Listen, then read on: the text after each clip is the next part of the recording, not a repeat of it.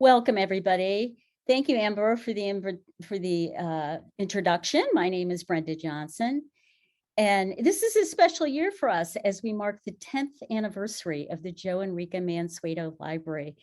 So we're very, very happy to have this wonderful presentation tonight, and we welcome all of you. It's my privilege to introduce our featured speakers. Professor Christine Mehring is the Mary L. Block Professor of Art History in the college. She's associate faculty in the Department of Visual Arts and a faculty adjunct curator of the David and Alfred Smart Museum of Art, and she works on modern and contemporary art. She recently co-curated the university's commission of Jenny Holzer's You Be My Ally, a text-based public artwork that projected academic discourse into the public sphere, including Mansueto Library by means of an AR app and LED trucks. She is also completing a book with IIT architectural historian Sean Keller on the art and architecture of the Munich Olympics. Philip Castillo is the managing director of JAHN, where he worked with the late groundbreaking architect Helmut Jahn. He joined the firm in 1978 and has led some of Helmut's innovative designs. They created iconic developments around the world, including the Sony Center in Berlin, the Chevron House in Singapore, and the Tokyo Railway Station in Japan. The architectural most famous, of course, and familiar to us, that is, at the University of Chicago, is the Joe and Rika Mansueto Library. Philip is also a fellow of the American Institute of Architects. I warmly welcome our speakers and I thank them for their presentations. So please help me welcoming our first speaker, Professor Christine Mehring. Thank you, Brenda, and thank you for having me, to Brenda and to Amber and everyone else at the library. It's a great honor to speak to you tonight and to say a few things about the Mansueto Library, which I'm very fond of. And I want to start by saying that I'm not an architectural historian, as you just already heard from Brenda. I'm an art historian, albeit with a strong interest in design and architecture, and especially public art, which is why I keep getting into architecture, and albeit also an art historian who's rather opinionated about the built environment. So let me start by saying a few things about library architecture. Can I have the first slide?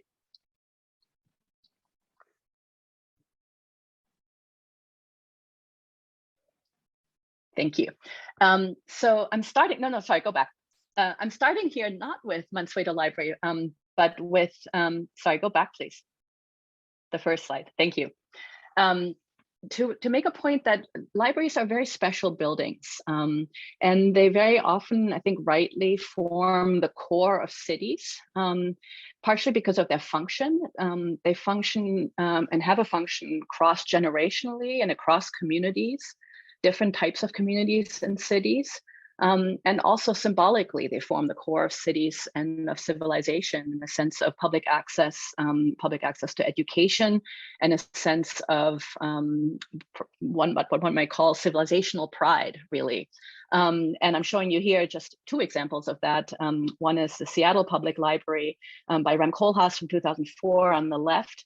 Both of those images, inside and outside, and then on the right, the Stabi in Berlin, which incidentally or importantly, the West German government built at the height of the Cold War, smack to face East Berlin to kind of assert its intellectual and political presence. So libraries function very strongly symbolically, is I guess my point here.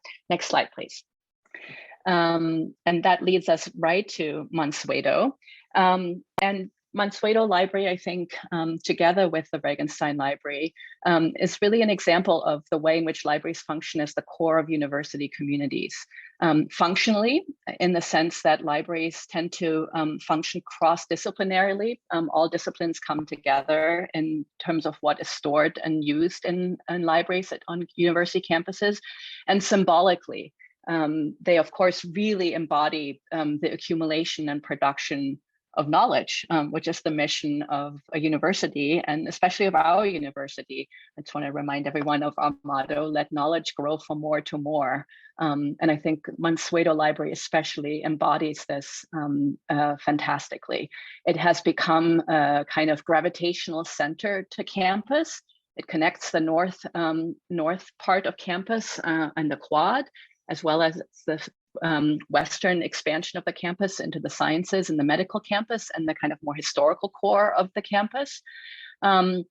It is, of course, a site that was very much designed and planned with an eye to keeping books on site. And as someone who came from Yale University in 2007, where books had been moved off campus, I was very, very happy to see that the University of Chicago had made the commitment to keep books on site, albeit at a moment where, of course, libraries are changing and are increasingly looking also towards digital technologies. But I think the Mansueto Library presence as a physical building reminds us that libraries, despite these digital technologies, are remaining a place for people and for the study of all sorts of different disciplines. And especially students often still need a place to study physically. And the reading room of Mansueto, of course, is wonderful for that. Now, interestingly, Jahn has, of course, put the books underground, and I'll say something about that in a moment. But the reading room, nevertheless, is the thing that you see most prominently in this library, and that is the place where you study and where people study on their own and together. And lastly, I want to say about libraries that, in my version at least, libraries are a little bit of an architect's dream. Like museums, actually, in the sense that there are somewhat limited programmatic restrictions to these two types of buildings. So there's a lot of space for formal, material, and spatial innovation, I would say. And I think that that meant that Helmut Jahn had an opportunity in designing this building to really push a kind of formal material design vocabulary. And in some ways, I think, return to what was at the core of his early work, especially, which is a dialogue with high modernism and a kind of dialogue and pushing against high modernism. So next slide, please. So what I want to do in the following is walk you through a few of these kinds of contrasts between Mansueto and high modernism, which in many ways, Chicago as a city so much stands for and is the cradle. I mean, it really is the museum of modernist architecture in the world, if there is one. And there are many different responses to architectural modernism. And I want to just highlight two here that are actually embodied in the Regenstein Library and in the Mansueto Library, and which is one of the reasons why I think this juxtaposition is so effective and so meaningful. So if we think about modernism as in modernist architecture as something that has a very strong universalist thrust, that many would say is somewhat contextless. You can have the same forms of modernism all over the world. It doesn't really matter where it is. There's a consistency of a kind of imposing scale, an aspiration towards transparency. You find a lot of transparent glass facades in modernism, and a preoccupation with a kind of rational grid, or a kind of orthogonal structure. So these are the kinds of things that I want to walk through.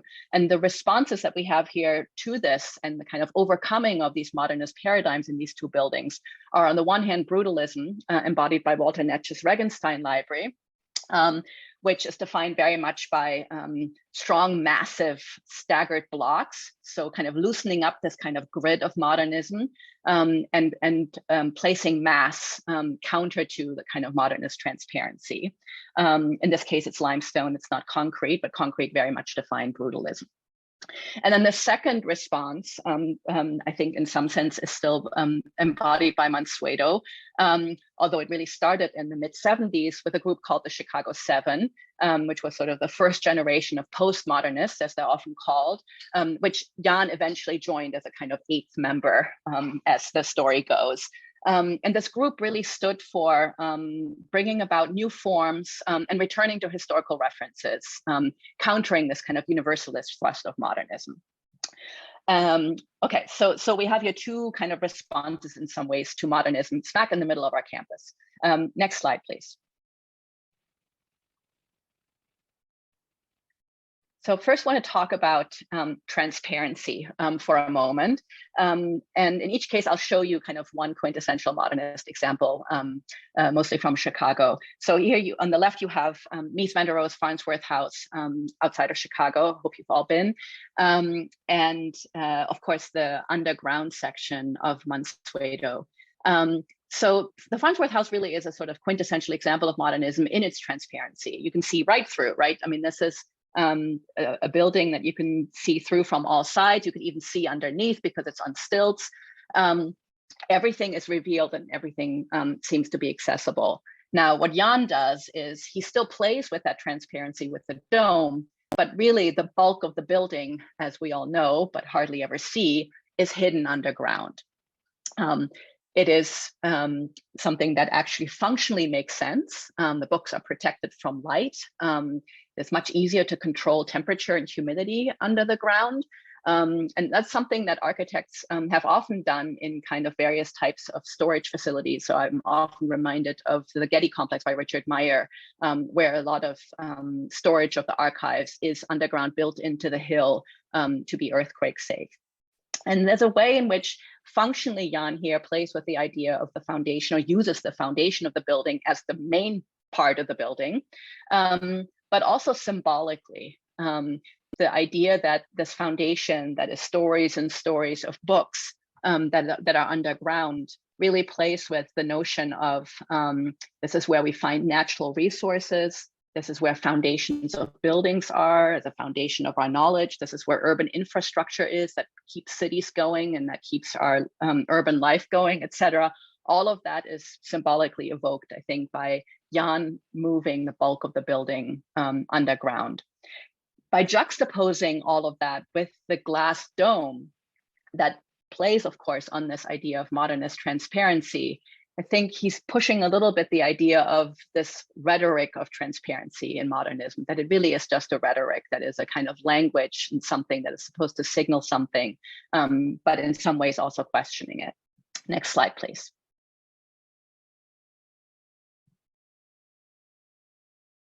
So the next piece that I think Jahn engages with the Mansueto Library in the sort of modernist vocabulary would be the grid and kind of orthogonal structure. And I'm thinking here of everything from the Jeffersonian grid that structures the entire United States to the urban grids that, of course, very much shape our experience of North American cities, and especially and certainly Chicago, which you see here from above at night. There's a way in which that kind of regularity and rationality embodied by these grids is countered by Jahn's both his oval plan and the distorted grid of the dome structure. And I'm showing you here a ground plan of Mansueto that I think really makes that clear, the way that you see the oval shape of the ground plan of Mansueto, and the way it kind of is slightly tilted, of course, hugging Regenstein Library ever so slightly, but also turning away, and the way it rubs against the right angles of the street grid is very, very meaningful here and important, I think. Then next slide. There's, of course, the kind of contrast of a grid that, however, becomes distorted, as it were, as it is stretched over, as it were, this dome, this glass dome. And Jahn plays here with, I think, a sort of tension between irregularity and regularity, between the kind of gridded structure that underlies the glass panels that are then distorted as they stretch over this dome. That also has something very much to do, I think, with the introduction of computational design in architecture, where some of these kind of strange curves are becoming possible. Very much in contrast to, again, the orthogonal structure of high modernist architecture. And I'm showing you here just as one example, Mies van der Rohe's Crown School of Social Service Administration on the left on our campus. Next slide, please. Just briefly want to make a nod here to the Munich Olympic structure that was finished in 1972. because I think it's very much a reference point for Mansueto Library, and was very much a building that used also this rhetoric of transparency and the idea of a distorted grid to kind of articulate a vision for a new Germany that was that had broken with its National Socialist past and the prior Olympics that the Nazis had staged. And I want to mention here too in this context that I think it's important to note that Helmut Jahn had studied in Munich in the 1960s, had received his diploma there, and then left Munich just as the city had been chosen for the next Olympics in 1966. He left for Chicago. Next slide. So the third modernist reference point I want to talk about briefly is the notion of scale. And of course, we have no shortage of tall buildings in Chicago. For a long time had the tallest building in the world, no longer. The Willis Tower, formerly Sears Tower, which you see here on the left. Also worth noting here that Jahn studied with Fazlur Khan at IIT, at the Illinois Institute of Technology, when he arrived here in Chicago, I believe for a year. And this was right around the time that Fazlur Khan was starting to work on the Sears Tower, which was finished in 1973. So in Jahn's early formative years here in Chicago, I would say. So again, Mansueto Library, very much a kind of answer to or response and counter statement, a statement countering this high-rise skyscraper version of high modernist architecture. Mansueto is precisely not tall, we all know that. It is really a very low building. It is imposing in scale because of its large footprint, but not because of its height.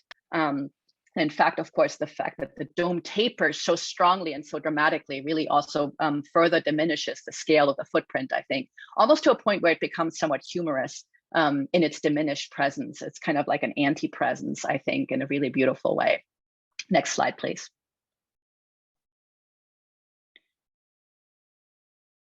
So the last piece I want to say something about is context, and it's probably the most important for me with respect to Mansueto Library and why I cherish experiencing that building so much, especially on the outside.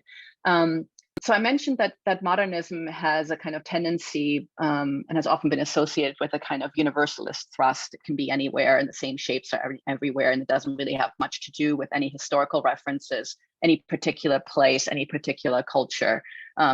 It's a somewhat simplistic version of modernism that probably I myself would argue with. But nevertheless, it was certainly something that was associated with modernism as the Chicago Seven, for example, were beginning to practice and make their statements.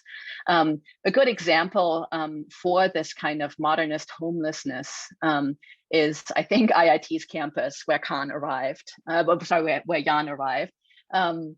Wow, I never realized how similar those names are. Where Helmut Jahn arrived in 1966.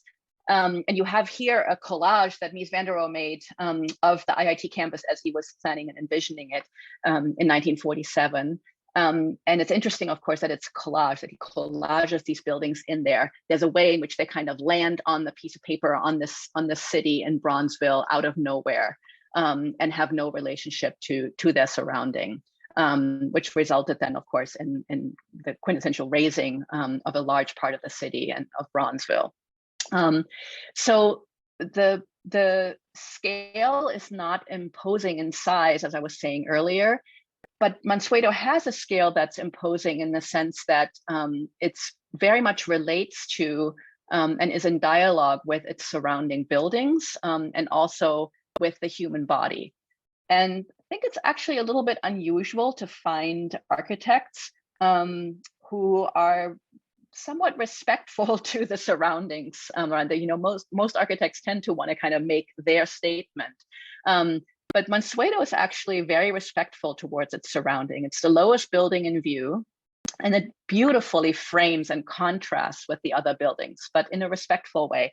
So for me, this view is really fantastic here. Onto the Legoredo Max Palevsky dorm, where the different types of grids, a kind of regular orthogonal grid and then the distorted grid of Mansueto, are juxtaposed where the kind of understated glass facade is in contrast with Mansueto, is in contrast with the kind of strong pink frames of the Legoretto. And you can go on with these types of contrasts. And then also, I have to say, as someone who often suffers from walking by some of the tall buildings in our city, and even down here in Hyde Park, where the wind can really blow you away as soon as you enter the orbit of some of these tall buildings. You know, this is an area with high foot traffic, and there are no strong winds. It's very pleasant to actually be around. I guess I cherish that in a city where low buildings are not necessarily so easy to find, certainly not downtown. One should also say here that the dome is, of course, as a trope, very much a nod to architectural history, and especially to Western and European architectural history. It's kind of a quintessential historic architectural motif. And I think that's important that Jahn engages with that history here.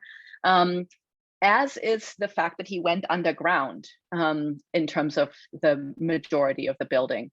I see there a nod to the discipline of archaeology in some sense, to history, and also to preservation. Again, this notion of book preservation and the preservation of civilization plays in here in terms of the underground part of the building. Next slide. A few last things to say about the context. I think it's incredibly important. Of course, I say this as the person who's an art historian and who works on public art. It's incredibly important how Jahn, I think, placed his building in dialogue, whether he did it consciously, intentionally or not, with the site next door, marked by the Henry Moore sculpture entitled Nuclear Energy. Most of you will know that this is the site of the first man-made, man-induced nuclear fission that happened on the University of Chicago campus. And that Henry Moore's nuclear energy was installed for the anniversary, completed in 1966. Again, the very year that Helmut Jahn arrived in Chicago. I can't help but think of this as significant. Next slide, please. Want to note here too, and I'm not in any way suggesting that this is something that Jahn knew about, but I do think it is interesting and worth thinking more about the fact that Moore's career really took off in the mid 40s and late 40s after World War II as a result of the commissions that he received to document life during the war, including in the tube subway in London. And there's a large and extensive series that Henry Moore made of underground subway drawings. And I'm showing you here just one that interestingly also plays with the gridded curved ceiling. Next slide. And those underground drawings, those subway drawings, show, of course, that the notion of the underground is pregnant with meaning for many people of Jahn's generation, be this in Western Europe or be this in the United States or in the Allied countries. Jahn was born in 1940 in Nuremberg, grew up he was a child during the years of World War II. And Nuremberg was bombed, and I'm showing you here the bombed Nuremberg following a strong Allied bombing campaign in January 1945. So this is Jahn's home city. And he especially then witnessed and was very conscious of, I believe, the reconstruction efforts in Nuremberg and many other cities, of course, also in Munich, in the wake of those at the end of World War II. Okay, then in closing, next slide, just want to show you a kind of series of artistic interventions, especially with an eye to this notion of the impact of Jahn's building. Artists have a way of finding buildings and finding contexts that are pregnant with meanings in ways that I was just talking about and many others. And they gravitate to buildings that are interesting and strong architecturally, I think. Here's a series, and I think that the fact that Mansueto Library is only 10 years old and yet has already been the subject of four I believe, important and very significant and strong artistic interventions is really incredible. I can't think of any other building that has that kind of a legacy of artists' responses to it. So the first one here is actually an architect's response by Ogryzek Perlinger Architects in San Francisco on the occasion of the 75th anniversary of Chicago Pile 1 in 2017. They created this bench slash sculpture that very much plays like Jahn, with the kind of juxtaposition of order. You see here this sort of ordered bench made from these black tubes that then explodes into a kind of disorder. Next slide. A disorder that is very interesting to look at, but also somewhat threatening. Although kids had a lot of fun in these disorderly structures on the ground. Next slide. Same year, the university commissioned the Chinese artist Sai Gangchang to realize his color mushroom cloud explosion, a kind of colored firework explosion that marked the exact moment, day, and time of the first man-made nuclear fission on that site. So here you see the explosion of that firework on December 2nd, 2017 at 3:25 p.m. Next slide. Third artist intervention was Anne Hamilton's Aeon, where for the 100th anniversary of our Oriental Institute, she used early generation scanners, some of them handheld, to scan ancient Egyptian Mesopotamian artifacts, many of which would have been in tombs, significant given that, again, most of the building is underground, and actually attach them on foil onto the gridded structure of Mansueto's dome, as you see here. So they're these sort of haunted images. And then lastly, this is what I want to close with. The project that Brenda mentioned, I co-curated last year. Jenny Holzer's You Be My Ally. Jenny Holzer is an alumna of our college, very important public artist who works with language. And Jenny created for us an app-based artwork where you could hold your phone against 7 university buildings and have text virtually projected on your camera screen on your phone, and scroll up and away from these buildings. And here you see someone holding the phone using the app with the quote, "Never take the side of the world." And I think that's a beautiful ending to what I want to say, this idea of pushing against what is already in the world and coming up with new forms and new ways of being and living and building that I think Jahn gave us, Ms. Mansueto. Thank you so much. I'm going to hand over to Phil.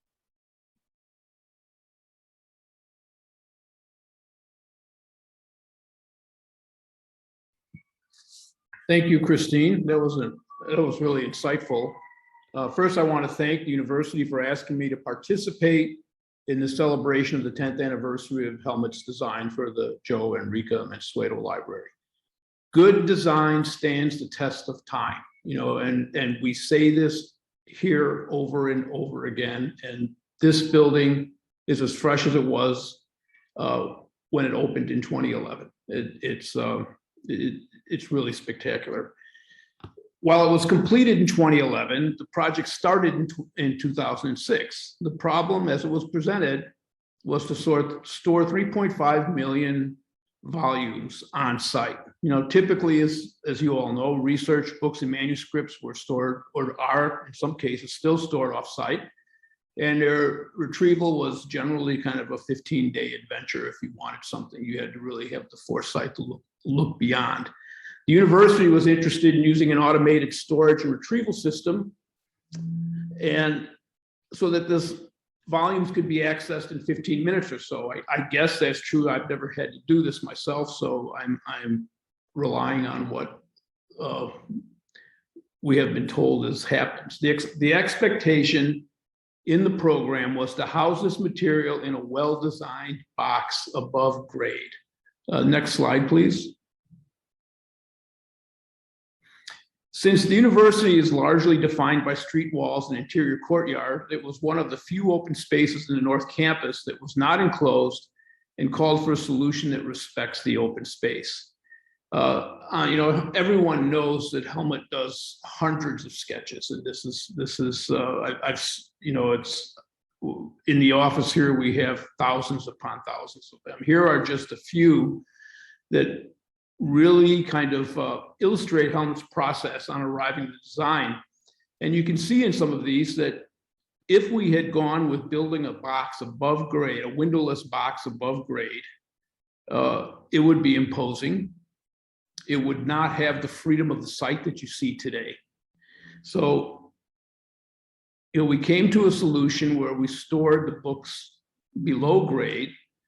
And, it did two things. It allowed for a pleasant space for the reading room and conservation areas, but it was also a sustainable solution for storing books and manuscripts. The goal was to create a storage environment that that maintained a constant temperature of 60 degrees and a relative humidity of around 30%. At 50 feet below, in that zone, the Earth's natural temperature is 50 degrees. And we were very conscious of this, having worked with Matthias Schuler and Werner Sobeck on many, many buildings dating back to 1990. That this idea of using less energy was, it's very, was very much on our minds then as it is today. So by doing this, putting them underground, it meant we could meet the storage goals with minimal mechanical means. Even though there is a central plant that is within the campus, it still requires less energy to maintain those goals of temperature and humidity. The slight rotation of the dome, I think when Helmut did this, the rotation had more to do with this kind of freedom of the corner site. I mean, the corner site has always been very important to Helmut, and it was on his first tall building in Chicago, what was known as Xerox Center and now known as 55 West Monroe, had a respect for the corner site, much in the same way this does. And the walkways that you don't have to walk to the corner to turn to 57th Street if you're on Ellis. You can follow this kind of gentle curve of the dome. And I put a red line that, I think I'd like to believe this was on purpose, but I actually have to believe it was pretty much accidental, that the axis of the elliptical dome is on the Henry Moore's nuclear energy sculpture. And I think it gives a very kind of another contextual reference to the site. And we have the next slide, please. This is a view of the building that you all know from 57th and Ellis Streets, showing the dome juxtaposed with the limestone brutalism of Walter Netsch's Regenstein Library. Next. As so much with glass buildings, light becomes a very important aspect of it. And in this slide here, we're very conscious that this could become a beacon within the campus. Next slide, please. The library, reading room, and conservations areas are entered through a bridge from the existing library. It was a clever device. I think it was a programmatic requirement, but it also became a way of not having to deal with street entrances on a building that was just such a strong sculptural image. And I think this was actually, this bridge is it's the same but different than the tunnel at United. It's an element of surprise when you come into the reading room. Next, please. Okay, so this building is a light-filled glass dome. We've said that over and over tonight. But Blair Curryman, in his critical review, stated, "It is an ingeniously conceived and largely well-executed design, one that students seem to love because it lets natural light pour inside, liberating them from the university's dimly lit reading rooms. The ceramic frit pattern and the low-E glass," end of quote, "the ceramic frit pattern and low-E glass filter daylight and provide protection from the sun And even with those devices, it has a minimal visual impact on the dome's enclosure when you're inside. In addition to Helmut's design for the building, the furniture was designed by a close colleague, Jorgo Lacoria, in London. The European white oak furniture and floor provide a soft counterpart to the glass and steel dome. And this was actually a conscious effort. Helmut wanted to have a wood floor. He didn't want to have, like we do in many of our buildings, hard stone or metal surfaces. So I think this actually just makes it it's a little more refreshing attitude. Next one, please.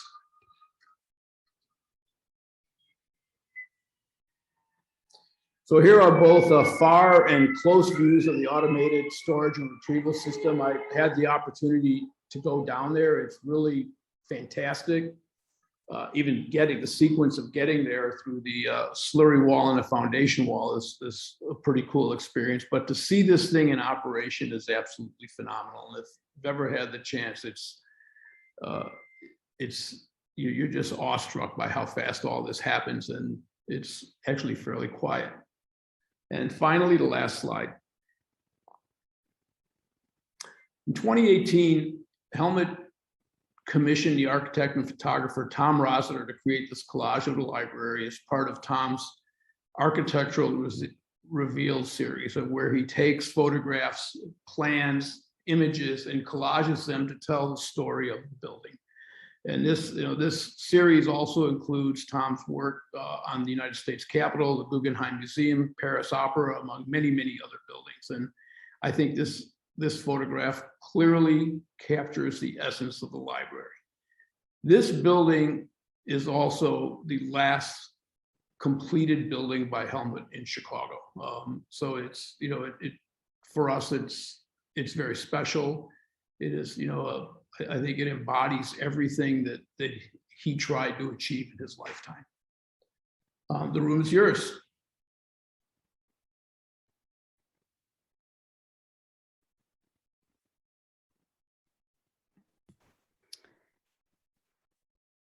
Thank you so much, Christine and Phil, for your really interesting observations about the architecture of the Joe and Rika Mansueto Library. We're now going to open the floor for questions from the audience, and reminder that we would like you to put your questions in the Q&A box, and then we'll read them off as they come in. So before I take some of those and hand them off to Phil and Christine, I'm going to take some liberty and ask a question myself. I loved what both of you said about the impact and significance of Mansueto, about it being the core of the university community, and a gravitational force and a beacon and all of those things. But what I also maybe you could comment on is whether this had to have been intentional, I would think. To me, I hear so often from faculty and students that it evokes such emotions when they walk into the Mansueto Library. And part of that is, again, they can see outdoors, they see snow, fall, foliage, or they feel very differently. I've had faculty tell me that is their inspirational space when they want to go and do special writing. They go to the Mansueto Library. So could you, Phil, maybe, was that something that Helmut took, and, did he think about that? What kind of emotions the building? Helmut always thought about that, and you can go back to something as simple as the gymnasium at La Lumiere in Indiana, or the Michigan City Public Library. Mm-hmm. United Airlines terminal, the buildings in Chicago, I guess it's called the Ogilvy Transportation Center now. It was always about space enlivening the spirit of the user, and we continue that, and this is the legacy of the firm. This is the legacy of Helmut. We just believe in that, and so I would say yes, this was a conscious effort. Mm-hmm, mm-hmm. And it was it's successful for sure. I don't know, Christine, if you want to add to that at all, or I would only add that I think it's important that, especially as the function of libraries is to some degree changing. I will always need books and I need printed materials for my work, and so do many of us and most of us in the humanities and social sciences. But it's indisputable that many scientists and many other disciplines increasingly rely on digital resources. And yet what we all still need, and what unites us in terms of our library use, is a space to study and to access whatever the materials are, be they books or digital materials.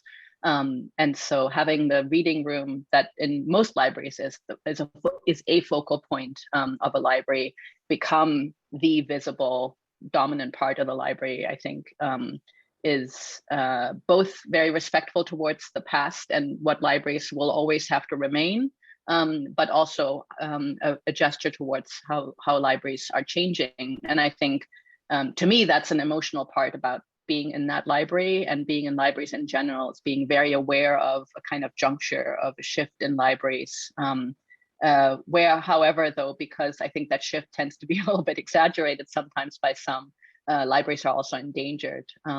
And so I feel Mansueto is a kind of insistence on what libraries have been and need to remain, and yet also what needs to and has changed. Mm-hmm. For me, that's a very emotional thing as a scholar at this juncture. Yeah. All right. Well, we have some questions. Why don't I just read some off, and either Phil or Christine, you could respond as you would like. The first one is sort of a playful one. Do you draw any connection between Mansueto and the H.G. Wells time machine and the land of the Morlocks? Christine, I'm going to defer to you on this. Although I will say, I was going to push it to you. One of my favorite movies, and when I was very young, I saw it in the movie theater, so I got the big screen environment for that. Okay, so I mean, I guess, you know, the idea of the question, I guess, is the sort of structure of the time machine around the life on the surface and underground. So in that sense, sure. Probably could be a very interesting paper assignment, actually, in one of our core classes to kind of think about those connections. I would sort of pause there and say, okay, so yes, there's a kind of tension of the underground life and the above ground life, but I'm not sure whether I can or would be able to take it further without thinking a lot more and looking a lot more. Well, Brenda, I would ask you, are there, when you go to the desk, behind the desk, are there the rings that you can actually listen to the news from the past on? Oh, I don't know about that. Yeah, I don't know. So, all right, well, let's move on. So there's a good question here. With the recent passing of Helmut Jahn, what might the future of Jahn architecture look like as we move forward in a post-pandemic world? And this person also wanted to make sure to extend their thanks to both of you for a really informative and exciting presentation. Well, you know, we are still moving forward. Because Evan Jahn, who is the president of the firm, Steve Cook, and who is and I are both managing directors. We've been with Helmut the two of us have been with Helmut for a very long time. Yes, we will miss him. We will miss his demanding, you know, way to get us to move forward. But I think that you know, for us, we're embodied in the mission, you know, in the DNA, the idea of good design, technology, sustainability, and now inclusion. So, you know, we're very much committed to moving forward with getting new work and hopefully doing great things. Great, thank you. Someone's also asking about where the doors for egress are. Surely there must be them. The person is asking, are they just well hidden? They are well hidden. One exit is actually through the existing building. On Ellis, there is a panel that lifts out that actually is, I think there's a panic bar on the inside that causes it to open. Mm-hmm. Mm-hmm. Yep. All right. And here's a really good question. And I don't know that I have it, but maybe Christine might might know because she's been studying library architecture, it sounds like. Can you identify other libraries elsewhere that pick up on the vision of the university and JAHN in designing their additions or changes to their libraries? I mean, I guess what I could say is there certainly are other libraries with, similar retrieval kind of systems that but ours is underground. Most of them are an offsite location. So that, I don't think they were picking up on anything in JAHN's design. But do you know of any, Christine or Phil? No, No. I can't think of any. I mean, I guess also in architecture time, 10 years is very short.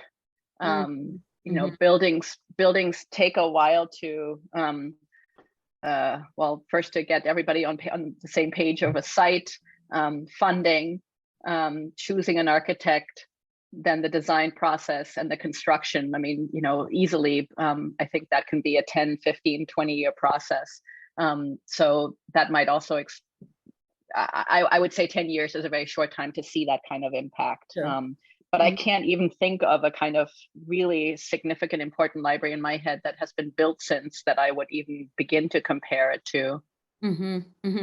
Well, certainly. Phil, I don't know, can you? Yeah. No, I can't. This is,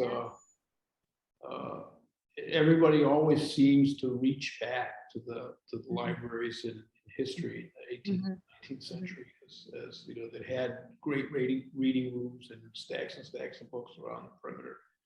But I can't think of anything that is contemporary in this that does this kind of same thing. It's a great question. Brenda, are there libraries, Brenda, that have placed books or that have decided in the wake of Mansueto to keep books on site and have that kind of retrieval system at major universities? No, I've not heard of any because, again, campus space is at such a premium everywhere. So it would still, require a plot of space on campus, even though you're going underground, and a lot of libraries don't have that option. So they are looking at offsite storage of their materials. We certainly have many, there are a lot of library conventions and conferences in the Chicago area, and librarians always want to come and see Mansueto. They're just captivated with it and want to see it and have studied it in many cases. So, but again, I don't know that many of them have had the opportunity to do anything like this. So, but as you say, it's only been 10 years, so we'll see. Yeah. Yeah, I guess that's, it ties into the point that I was making about libraries often being at the center, and the center of be it a city or a campus tends to be full. I mean, the fact that we had a site next to our library is extremely unusual, probably, and it was incredibly important to make that commitment to use it for the library. Here's a question saying that Christine has already mentioned this a bit, but wondering if maybe you could expand on what you think the Mansueto Library suggests about the value of libraries and the future of libraries. But I think you have commented on that a bit, but if you'd care, either one of you, to expand on it. I'm curious what Phil had to say, since I've said so much about it already.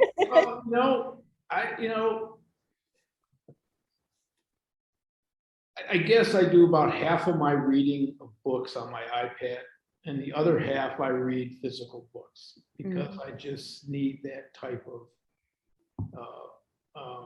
relationship. So I don't think they're going to go anywhere. I either go buy a book or I go take one out of local library, or I'm the idea everything just can't be digitally available. You have to have that kind of tactile relationship, and so I think that there's always going to be this need. I mean, maybe what I would say something about is that I think the library, and this is something that the libraries share on university campuses and in cities and in our civilizations with museums, they're places for the preservation and collecting and preservation of material objects, be they books, rare books, manuscripts, art objects in museums. And I think as life has sped up, as we've entered this digital age that is so immaterial, I can't help but think, and this might be a kind of hopelessly defensive position as an art historian working on and being passionate about objects and materials, I think that increasingly will be a place for things we can touch and hold, and things that we can experience materially, visually, together, and also places. And this is also something that libraries and museums share in this sense, as places that inspire a sense of respect and humility, both in relationship to history, but also to our future. I think that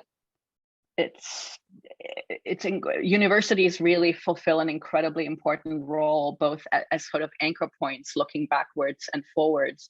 And I think that, again, this juxtaposition of something that preserves in perpetuity, and the fact that we are collecting and preserving knowledge and books and the way knowledge is articulated. I study magazines from the 1960s, and I need to look at the way the colors look on paper. I can't look at the digital reproductions, and that study of history that is associated with that, and with kind of period color and all of that, and the sense of relativity going backwards and forwards. I think it's incredibly important for us to pass on to our students. And I think in that sense, libraries and museums are really, really important teachers and instruments of that humility and respect, with respect to history, but also with respect to what comes after us. And this past year, or year and a half during the pandemic, has taught us so much about the need and the use of libraries. During the time when we couldn't have the buildings open at all, we were offering as much as possible digitally, and it was being, just people were using it and needed it desperately to do their research and their work. But when we reached that point when we could start admitting students and faculty into the buildings by reservation systems, so they could come in, and a few of them could come in and use spaces. Interestingly, they had options in Regenstein on the floors that have the book stacks, and they had options for reservation seats in Mansueto. Mansueto reservations always filled up first. Those were the most prime spaces that the students wanted. And again, I think it has to do with how they feel when they're in that space. And so, yes, libraries are important for print materials, research assistance, a whole array of things that require physical touching, presence, interacting with an individual. But we also offer so much more than that. It's the environment, the climate, the sense of inspiration that they have when they're in that building. And I think it was during the groundbreaking or the grand opening of Mansueto, one of the speakers spoke about the juxtaposition of having the conservation unit in one part of Mansueto, where they're conserving really sometimes very old and fragile materials, with students in the other part of the Mansueto using their laptops, looking at digital materials. But those two things coexisting in that same space, I think, again, was very symbolic of what a library is. It's both. It's both having digital content and services and the print, at which we have to have both, and we continue to offer both. And so I think Mansueto is a perfect symbol of that for many reasons. So maybe that helps to answer the question a little bit. Here's a real straightforward one. Who were the Chicago 7 that were referred to? Well, one of my favorites, Stanley Tigerman, Tom Beebe, Larry Booth, Stuart Cohn, I think I'm up to 4, Jim Nagel, it's 5, Ben Weiss was number 6. I can't think who number 7 was. Helmut was number 8. James Freed, did you have? Yeah, James Freed, that's right. He was the dean at IIT at that time. Great. And you know, I mean, I think they started as a smaller group, right, Phil? So they started and then with it became 7. Well, They started with I 7. think it started with Stuart and Stanley and Larry Booth doing this exhibit, Chicago Architects, as a response to the 100 Years of Architecture exhibit that was at, I think it was at the Museum of Contemporary Art. No, it was at the Art Institute, because Chicago I think it was Architects. at the MCA. Yeah, and so it was a response, and you know, it was, you know, Stanley was Stanley, and he was always kind of like the one who would kept prodding and pushing. Mhm. Great. And very much united in the kind of desire, I think, to counter Mies, to overcome Mies, and then also, you know, I don't know what you want to say, paying homage to, punning on the Chicago 7, the anti-Vietnam War protesters, as well. And I think the name stuck even after Jahn joined, right? Yes, it was still at Chicago 7. They were 8. Then they had a big exhibition called the Townhouse. It was called, it was called and I just saw the name at the exhibition about Helmut at the CAC. But there was an exhibit of, they all designed townhouses 20 feet wide, 40 feet high, 125 feet deep. And it was all at the Richard Gray Gallery at that time. Mm-hmm. Great. Well, here's a good question asking why you think the juxtaposition of the Mansueto postmodern structure with the Regenstein Library brutalist design works so well together when you would think maybe they would clash. Well, first of all, I would say it's not postmodern, it's modernist. Mhm. It is clearly modernist. And, you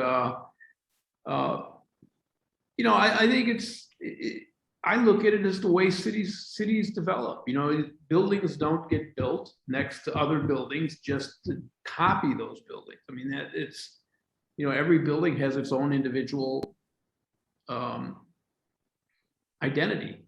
And I think this does too. And I think that's what makes it work. And I think the connection, this bridge, is actually, you know, they're in less skillful hands, that connection could have been very, very terrible. Mm-hmm. But I think Helmut really kind of understood how you had to connect these buildings and how the sense of arrival had to be. Mm-hmm. I think it has to do with, I mean, I would agree that, well, I mean, you can define modernism in all sorts of ways. You can call them modernist, you can call them postmodernist. In some ways, that doesn't matter. I do think, though, that both types of buildings, brutalist Regenstein and, you know, whatever, Chicago 7, postmodern, whatever, Mansueto, I think it's important when buildings relate to one another that they share something and that they're also different. The sharing creates that kind of sense of dialogue, and the difference creates a sense of pleasure and attention and individuality that we find pleasing and interest, that gets us interested, that difference. And I think the similarity, or what they share, is they're both engaging the grid, the orthogonal grid, and are both kind of playing with loosening it up. The Regenstein is very much, you know, has these kind of staggered blocks that kind of are slightly kind of shift. And then you have the grid that's distorted over the dome in Mansueto. And I think that engagement with the grid in completely different ways, completely different materials, is what creates a kind of respectful dialogue in this case, I think. Mm-hmm. The next is not a question, but a comment, and I feel like I should make sure we all hear this. And this person is saying that my introduction mentioned that the Mansueto Library was the best known Jahn building at the University of Chicago. And this may be unfortunate, since he is saying that Jahn himself preferred his West Combined Utility Plant and the campus chiller plant that he completed in 2010 as his favorite buildings on campus, but their relative obscurity might be due to their locations. But maybe we should pay more attention to them and to their relationship to the Mansueto Library. So Phil, I don't know if you're familiar with those buildings. Oh, yes, I'm familiar with them. Mm-hmm. And, you know, Helmut, if you asked him on one day, you might get a different answer. next day. All three buildings are great buildings. Okay, and actually the west plant you can see from the library,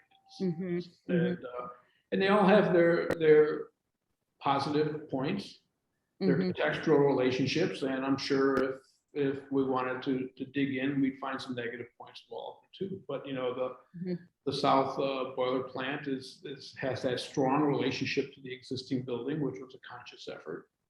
The west building was just kind of the west building, and you know, it was, you know, we actually only designed the enclosure around the equipment.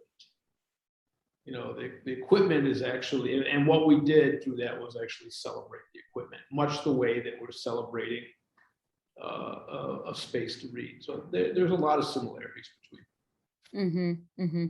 I actually look at the library as more important than the other two. Yep. Yeah, and I would push back or argue also with the other two buildings not being as prominent. I think it all depends on how we live our lives and where we live our lives, right? So I'm someone who goes to religiously every Saturday to the Blackstone Farmers Market.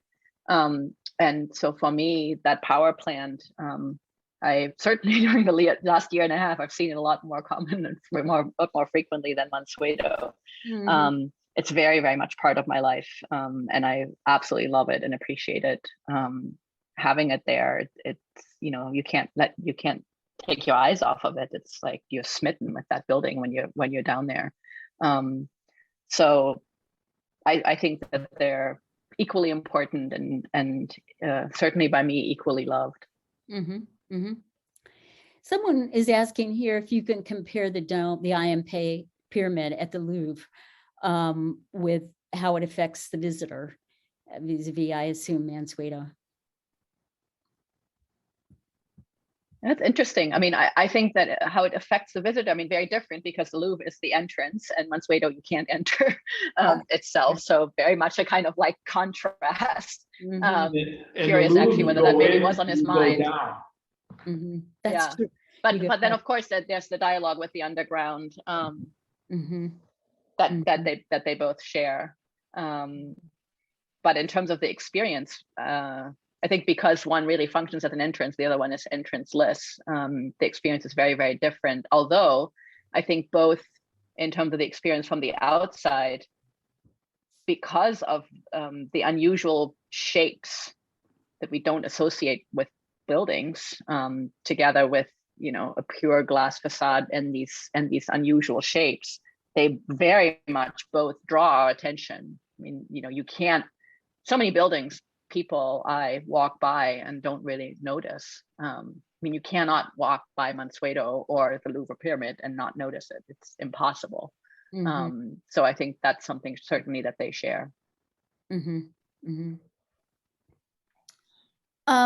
is asking if there were notable challenges in the construction of the dome and the library. Well, I think the notable challenge is when you dig a hole 50 feet in Chicago, you have to keep water out, and because the water table is actually fairly high. And so they use a wall called the slurry wall, and that's was essentially the site retention system, and created a bathtub for the building to sit in.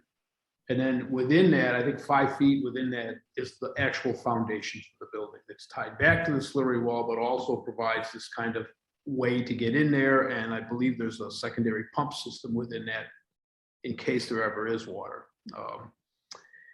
You know, the dome itself was really, you know, it was designed by, you know, it was designed by Werner Sobek. It was, you know, obviously Helmut, this is what Helmut wanted to do, but we've worked with Werner Sobek, who's the chair of the Institute of Light Structures in Stuttgart, who took this position over from FAIA, and he was also has his own practice, Werner Sobek. And I think that Helmut and Werner had an unusual dialogue. They played off each other, and I think that brought what this dome is. And Sela, who was the glass contractor, actually fabricated both the steel and the glass. So, you know, this one was a unique opportunity that actually went beyond those challenges because of the team that was assembled to design and build the project. Mhm. We have so many questions. We're just not going to be able to get through all of them. I'm just trying to see some of them, are some along those same lines. So couple of them relate to in a slightly different way, but asking, what sort of impact the increase in digital content, digital circulation is having on libraries. And whether in this one case, they're asking if that is a similar shift in academic libraries as you're seeing in public libraries. Sure, absolutely. A big percentage of our current acquisitions are in the electronic format. But as Christine has mentioned, we still continue to acquire and receive archival material, papers of scholars, all sorts of things that are in print format. Sometimes they can be digitized, sometimes they cannot, because for a variety of legal reasons.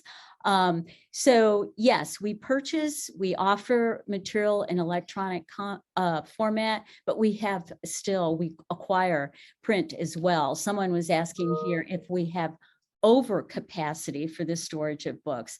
We do not have overcapacity for the storage of books. We very much are grateful that we have Mansueto Library for the storage of print materials, but we do not have overcapacity. We are filling it very rapidly. So, it is just so fortunate that we do have it. I'm scanning through here quickly. I apologize. A couple of people mentioned the Hunt Library at North Carolina State University certainly has a retrieval system, and it's behind glass, but it's above board. So that I think might have referenced the earlier question about whether libraries, and that opened in 2013, whether they took any inspiration from Mansueto. I think it's very different. I've been there, and I think it's not. Many other libraries have already had similar retrieval systems, so those are not new. So I'm not sure that I would say that was a reference to Mansueto. Someone's asking real quickly, and maybe we'll make this the last question because I know we are running out of time, but asking Phil if he can discuss his career choice as an architect and who your favorite architects are. Helmut's career choice or my career choice? Yours. I'm sorry, Phil. Mhm. Well, my short story is I've wanted to be an architect since I've been like 8 or 10 years old. So I went to IIT. I worked for Larry Booth and Tom Beebe. And when Xerox Center was published in Progressive Architecture in 1977 or 78, I said to myself, this is the direction of architecture. This is where I need to be. And I applied, through a friend, I applied for a job, and this is, where I came. And I have felt at home with this, as difficult it has been, but there's also been its rewards. I've never really known anything else. People ask me, all my neighbors are attorneys and financial people, and they ask me how come I haven't retired yet. And the way my answer is, as long as there's buildings to be built, I am going to be there. That's great. Thank you so much. Well, I do think I'm probably run us past a little bit our time, but thank you again, both Christine and Phil. This is fascinating. Thank you for your presentations, for taking these questions. I want to thank the audience for attending and for your really thoughtful questions. We very much appreciate it. So thanks to everyone, and have a good night. Thank you. Night all. Thank you. Mhm.